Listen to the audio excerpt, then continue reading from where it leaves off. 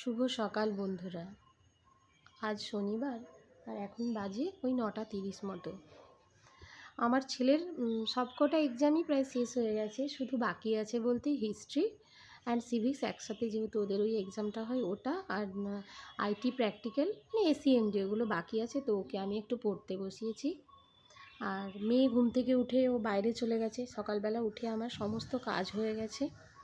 কাজ বলতে ওই বিছানাটা গোছানো, একটু টিফিন খাওয়া, ছেলেকে একটু কিছু খেতে দেওয়া, ওই সব করে নিয়েছি। আর ও এখন দাদু ঠাম্মার সাথে বসে আছে, আমি ছেলেকে একটু পড়াচ্ছি।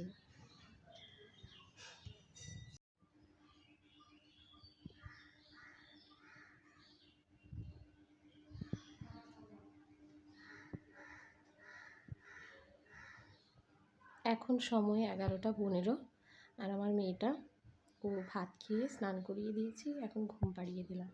ও ঘুমিয়ে গেছে। চলুন লাইটটা অফ করে দিই, ও ঘুমোক। হালকা করে ফ্যানটা চালিয়ে দিয়েছি, ব্যাস।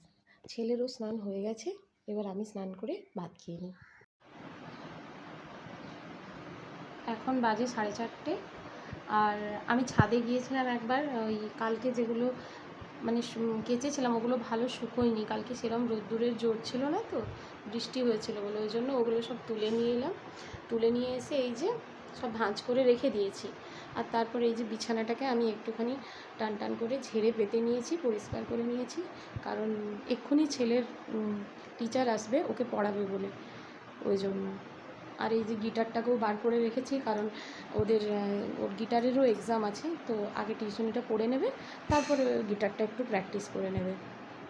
তো চলো বন্ধুরা, আমি এখন একটু চা বানিয়ে নিই, তারপরে আবার আজকে যেগুলো কেচেছি ওগুলো তুলে নিয়ে আসবো।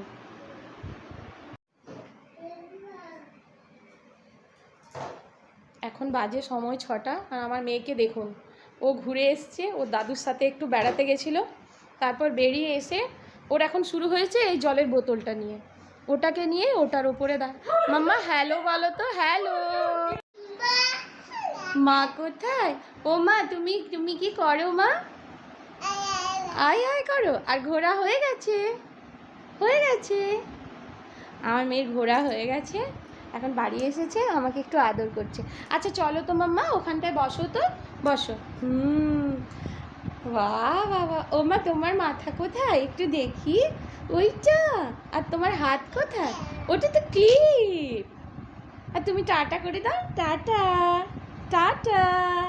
করবে না আমার ছোট্ট মা? তো বন্ধুরা, আজকের মতো আমি আমার ব্লগটা এখানেই এন্ড করছি। পরের দিন আবার চলে আসবো আপনাদের সাথে গল্প করার জন্য।